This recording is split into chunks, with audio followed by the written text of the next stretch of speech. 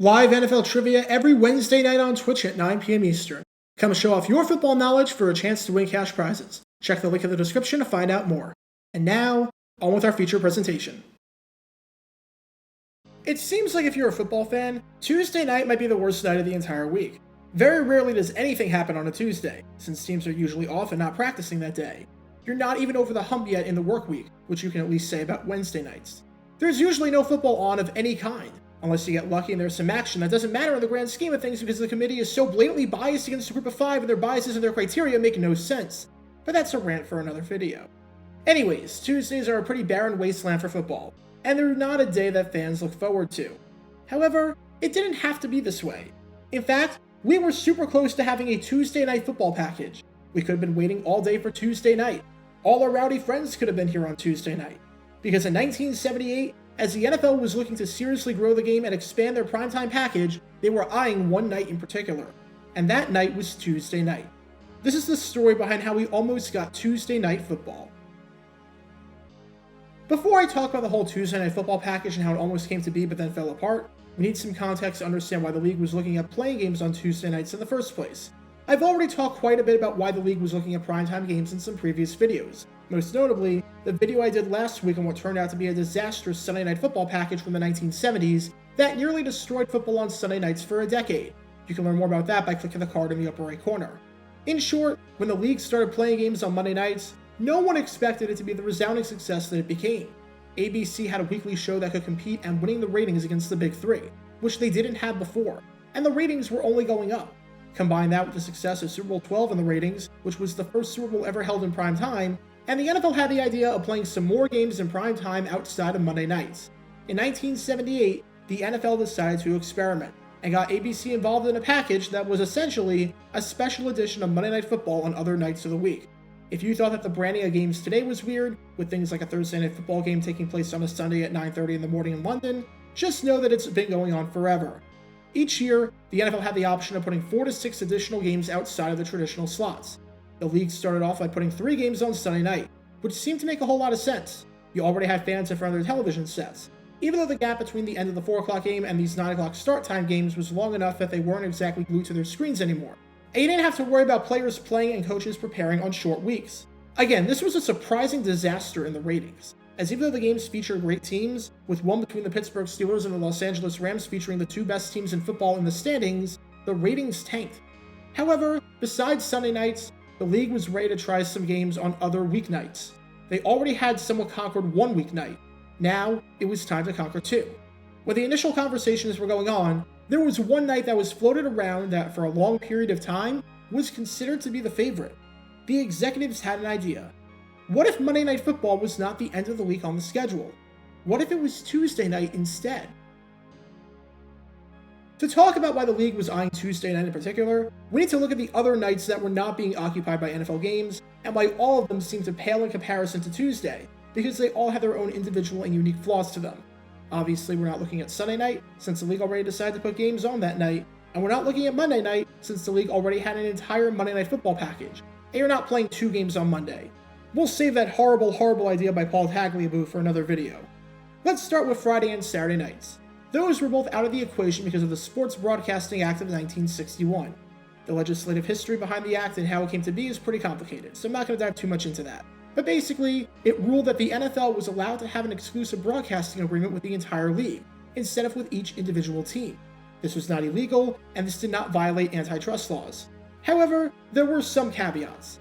The main caveat was that from the second week of September to the second week of December, which was mainly when the NFL regular season ran, any pro football game held on a Friday or a Saturday within 75 miles of a high school football game or a college football game had to be blacked out and could not be televised. The idea behind it was so that high school football and college football wouldn't be destroyed. Technically, nothing was stopping the NFL from playing on a Friday night, but it would only be shown to places not within 75 miles of a high school football game. And there aren't too many places in the country that are outside of that radius. Same thing with Saturdays. Up until the second Saturday in December, good luck being in a place not within 75 miles of any college football game, whether it's Division 1, 2, or 3. Cross both of those days off the list. Next, we have Wednesday nights. It had been 30 years since the NFL had played a game on a Wednesday night, when in 1948, the Los Angeles Rams played the Detroit Lions and won 44-7.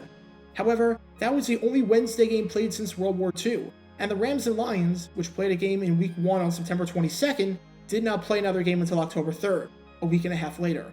With the way the schedule was set up in 1978, where there were no bye weeks, something like this was not feasible at all.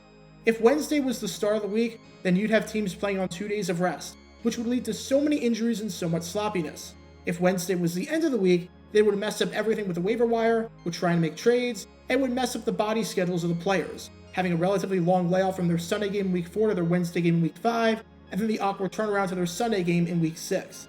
If the players would get off Thursday, and they'd have to travel Friday or Saturday, how would that work out? So Wednesdays were off the table. By this point, we have 2 days left. We have Tuesdays as an option, and we have Thursdays as an option. And Tuesdays were the favorite in the clubhouse, especially if we're looking at it solely from a rest and preparation standpoint. With the Tuesday game, you still have 4 days of rest before the next contest, compared to a Thursday game where you only have a 3-day gap between the Sunday slate and the Thursday game. So that raises the question, why during this primetime expansion plan of theirs did the league decide to opt for Thursdays instead of Tuesdays? Why did they go this route? There are 2 main reasons. One of them, oddly enough, has to do with the coaches planning for the next game. Coaches objected heavily to games being played on Tuesdays compared to Thursdays, because the coaches had less time to prepare for their upcoming meeting. Again, on the surface, this seemed to make no sense. If you have a Sunday game and a Thursday game, you have a 3-day break. But if you have a Tuesday game and a Sunday game, you have a 4-day break. Do the coaches not know how to do math? Well, the thing with Thursday games is that at least coaches had a game plan for how to prepare for that short week. The Detroit Lions and Dallas Cowboys played every year on Thanksgiving. You knew how to do the Sunday to Thursday turnaround. On top of that, during the 1960s, the American Football League played games on Thanksgiving, meaning that from 1967 to 69, you would have 4 games happening on Thanksgiving. This meant that a lot of people were comfortable with knowing what to do and how to handle that turnaround. With Tuesdays, you'd have to be going to a completely different game plan that no one really knew how to handle. Yes, you can make that same argument with Monday nights and how no one knew how to handle that, but the NFL had a tendency later in the year to play games on Saturdays, meaning that teams were prepared for 1 less day of rest. Coaches knew how to handle 1 day less, and they knew how to handle 3 days less, but they didn't really know how to handle 2 days less. This was the reason given by the NFL as to why they decided not to go for Tuesdays.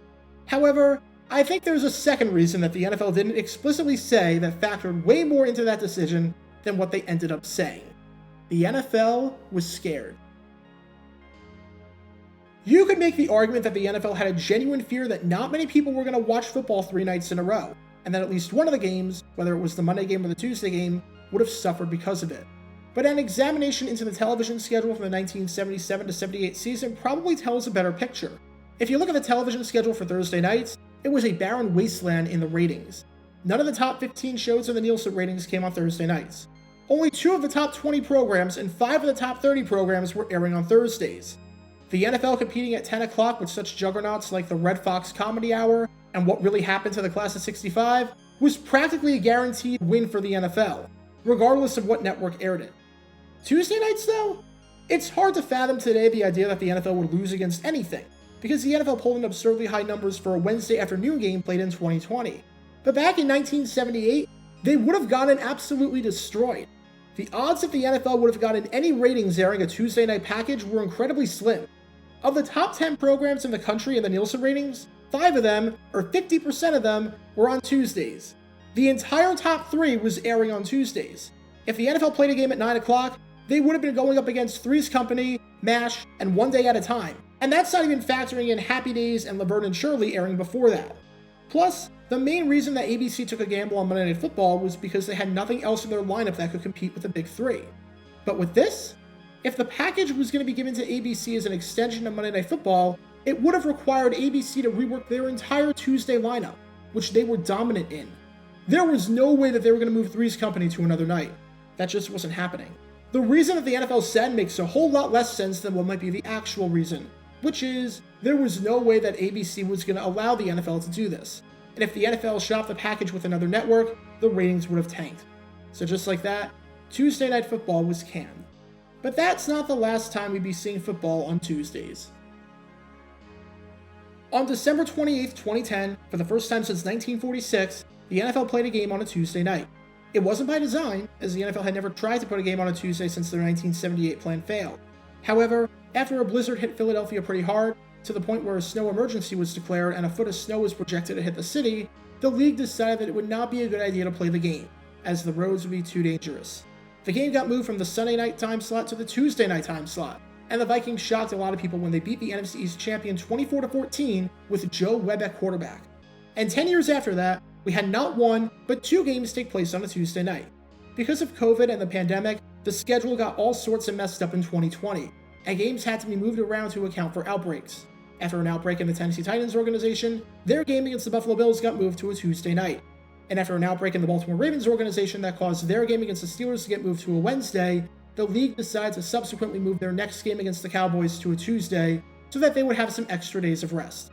The message is clear. Barring any unforeseen circumstances completely out of their control, the NFL will not play games on Tuesday nights. They won't do it. They've experimented with a lot of nights, and no matter when the NFL plays today, they dominate in the ratings. But on Tuesdays, they will steer clear. However, it's amazing to think about just how close we were to having Tuesday Night Football back in the 1970s. It was a very real and very likely possibility for a brief moment in time.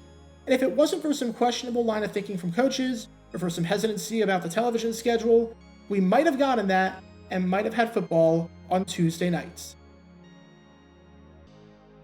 Get your official Jaguar Gator 9 merchandise by going to jg9shop.com, and be sure to like this video, ring the notification bell, subscribe down below if you haven't already, as it helps the channel out a lot, and be sure to check out Twitch every Wednesday night at 9 p.m. Eastern for your chance to play NFL Trivia and win cash prizes, link in the description below.